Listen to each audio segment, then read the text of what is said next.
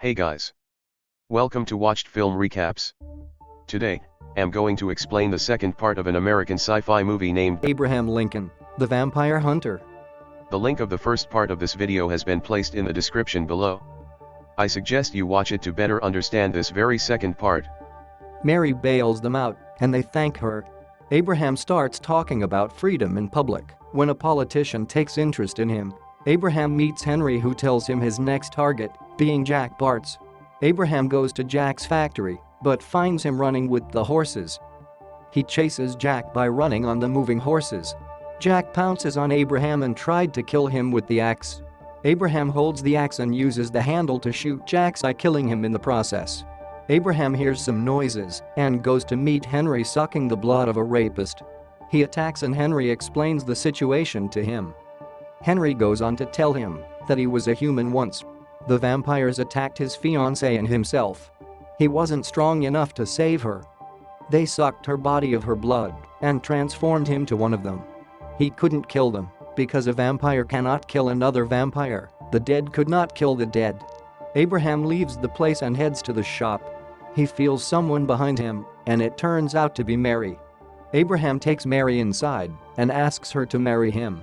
They get married, and Henry arrives uninvited. He warns Abraham about marrying Mary, but he wouldn't listen. A vampire captures Willie and invites Abraham. Abraham takes Josh with him on the journey. He tells Josh everything about himself and vampires.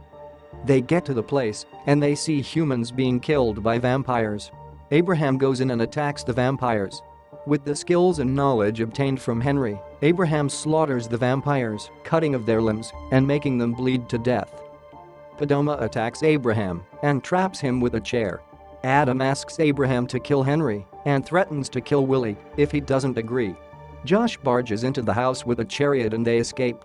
They get to a lake and a woman helps them across. They arrive at a church in the morning and are warmly welcomed.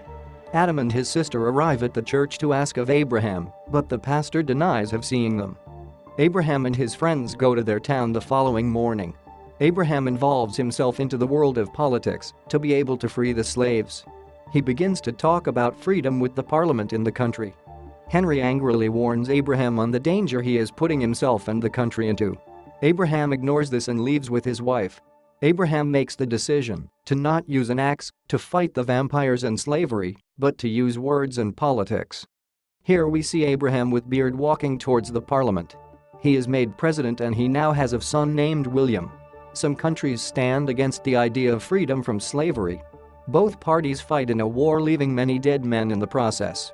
Willie tells Abraham that they have lost 30,000 men in battle and are in need of more. Podoma infiltrates the White House and poisons Abraham's son. Willie dies soon after and Mary blames Abraham for it.